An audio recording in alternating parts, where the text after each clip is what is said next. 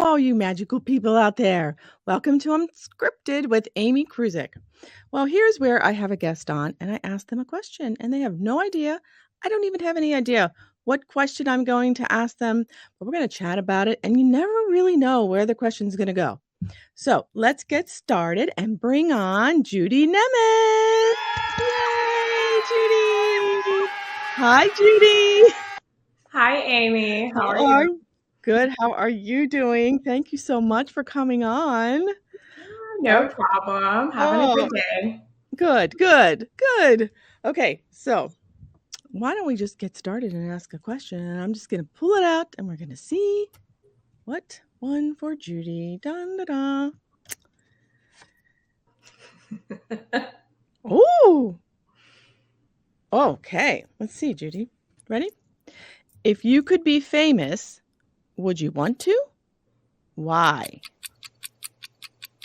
Oh, That's a tough one. It's okay. You have time. Because that's a... I would like to be famous for just a little bit. Just like a taste, right? Yeah. That's a good one. Why just a taste and not just go for it? Oh, right. I enjoy expressing myself and performing and entertaining, but I do have this big side of me as well that likes to take a step back and watch other people take the stage as well. So I think it's like one of those, like, you want to lead, but then you want to see other people, go forth. Yeah. Okay. So let me go back a ways when you were, let's say, a little girl and you saw watching TV, and seeing girls your age on TV. Did you I wanted to be that. I wanted to be like, I want to be that girl. I don't know about you, but.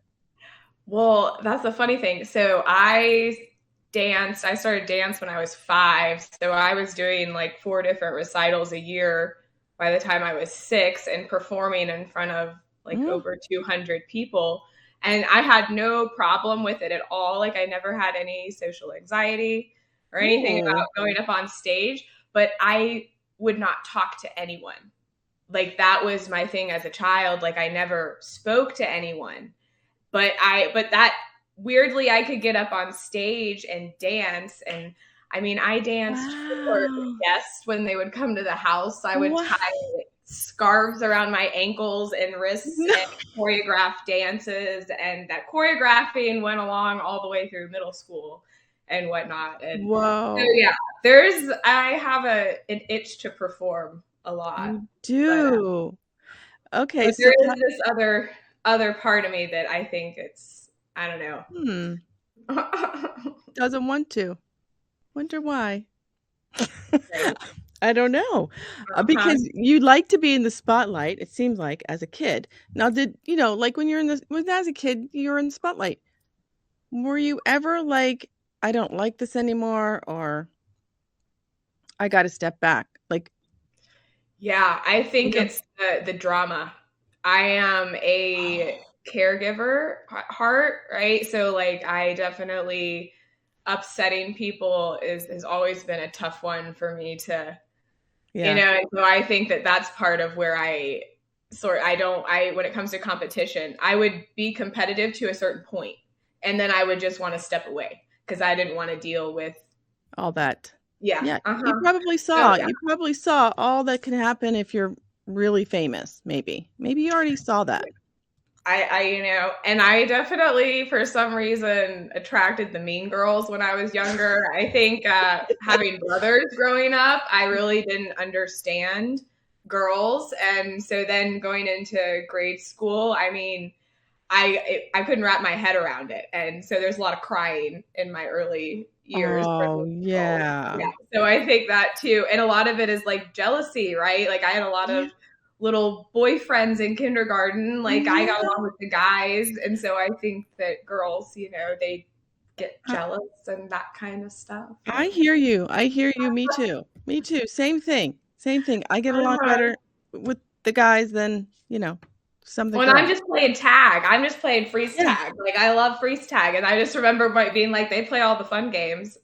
The boys do, and yeah, in elementary school, right? I played football with them, everything. Like, Mhm. it was like, well, what? I have 3 brothers too. I'm like, okay, that's what we Yep. do. Yeah.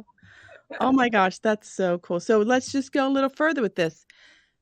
Um, famous. Anybody would Okay, so you do dance. Is there a dancer that you grew up watching that thought, I think I wanna go for dance? Or did this just come out of nowhere and you just like the movement of dance? Well, my mother danced for 18 Mm. years. Yeah, so that was kind of the the shoe-in. But I started there was definitely a period of my life through the beginning of high school up until my early 20s that I did not dance at all. And so I picked that back Oh. up when I was dealing with trauma issues. And so that's when I started realizing the other components of dance, which is the energetic trauma moving. Okay. Yeah. And then that's what got me into my myofascial release and everything Oh, that's with right. that. So that's Yeah. you But the do that. dance was kind of it like woke my body back up is the best way. Ooh. Yeah. And I just started doing stuff on my own again, which I used to do when I was younger. But there was a good, I'd say like 10 years, where there was No no dance. movement like that really. Yeah, so it is interesting how dance and performing has uh, come and gone in my life at certain points, but Yeah. now it's kind of stuck back with me. I don't think it's going away. No, I think it's really part of you. I think it's really part of you 'cause Yep. you do yoga and all that, like, movement with your body. Do you like to go to, when I'm thinking of dance, well, of course, what was that popular show, Dancing with the Stars? Did you like Oh yeah, I love. watching that? I know. Oh yeah, What is it it's about dance? it's also very similar, like with martial arts. So I Mm, did some martial arts in my early 20s too before I got back into the dance, and I think I got back into that because with the martial arts, I kind of started feeling the similar, mhm. stuff, but it was a different direction. But there is that continuous flow without having to go into the logic brain and to stay into your intuitive brain and to feel that like innate intelligence in the body to be able to just move. That's where music can have Mhm. it helps a lot with that kind of stuff, but you can do it without music, too. Oh, That's yeah. It's almost like your body starts talking to you in a Where it way. wants to move. Uh-huh. Yeah. Yeah. And then Yeah. MFR, myofascial release stretch therapy, see that even more because when you're working on people, the more you work on people, you start trusting yourself, that innate intelligence in yourself is you're seeing that intelligence in their body and where it's moving and where it's wanting attention on its own. And that's how you kind of start. Yeah. Uh-huh. It's almost like, very creative, and you're almost doing a dance on, Yes. with your I don't know what myofascial would tell Yeah. us what that is. Well, and the myofascial web is like it's a big the 3D web around our entire body, and it Okay. goes through the muscles, and it actually goes all the way down into a cellular level. Each cell has an entire fascia system structure inside of it that replicas the one around our body. That's Yeah, and so it's like collagenous fibers and yeah. two other types of fibers that it's made out of, but they just keep finding out more and more stuff about it. And Really? how relevant it is to the nervous system and so many things, issues and stuff with the nervous system that people deal with. Oh, Wow, and is that, what happens in the body? Does it get tight? Does it yeah. So you get fascial restrictions. Oh. So fascial restrictions, it's a muscle knot. As the fascia starts to crystallize, so it starts to harden, cuts Oh. off circulation, cuts off blood flow. That's like dehydration. There are certain parts of the body, if the fascial restrictions are so intense, it doesn't matter how much water you drink, you will stay dehydrated because it won't get through that wall. Whoa, I didn't know that. Yeah, like in Jurassic Park where they have the amber that's around that Mhm. mosquito. Yeah, yeah, That's yeah. how hard your fascia can get when it hardens. So when a muscle is breaking up, you hear that like Oh, crunch. saran wrapper kind of sort of thing. Like it's like that texture, and it's literally your fascia just like crunching and releasing. Wow. Yeah, it's Wow. pretty cool. Mm-hmm. So I would say that anybody that comes to you, it's you gotta go for more than one, Yeah, right? it is What very I have a specific somebody is coming to me specifically with something, so like I pay attention to one part of the body, or they're coming for a maintenance kind Mhm. of thing, where you're just kind of giving them a full body thing. And I think the most important part about it is your nervous system relaxes. Like you can get a person's nervous system to relax really fast. Yeah. Wow. No, Oh my gosh. I go dance. And dance, and dance. You're dancing with your hands. Yeah. No. Oh, yes. Yeah. That's good. I like that. Yeah, I think it's coming through. I think it's coming through. Well, look where we went, guys, from what who would you wanna be famous or not? To myofascial release. Thank you, Judy, so You're much. And welcome. how can people get a hold of you? And So right now my website is under construction. So if you want to reach out to me for more information or anything, my email is down at the bottom. It's mhm. jmnemeth28@gmail.com.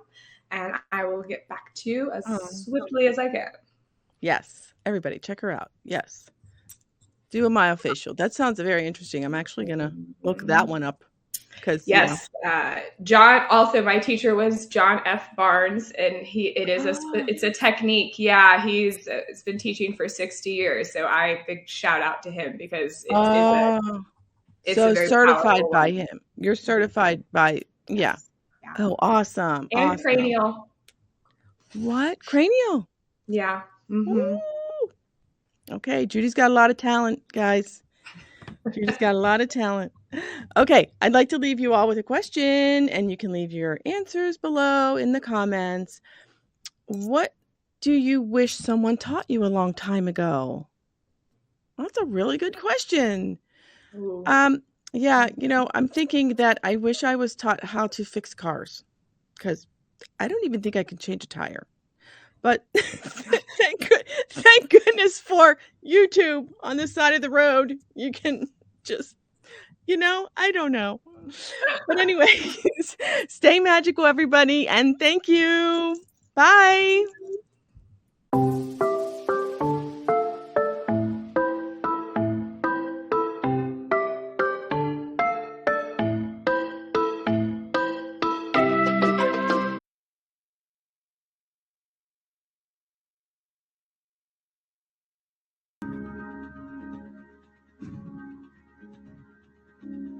Thank you.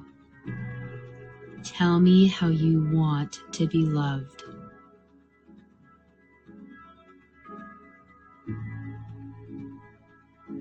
My name is Juliet Karaman van Schardenberg, and I'll be guiding you through this meditation. Today I'll be leading you through Breathe and relax. Come into oneness. Come into unity, whatever that means to you in this moment. Allow Divine Love. My name is Juliet Karaman. Today I'm going to give you a direct experience of Divine Love, the complete, the total. Feeling very, very fine, sinking deeper and deeper down. So peaceful and so relaxed, letting go. And it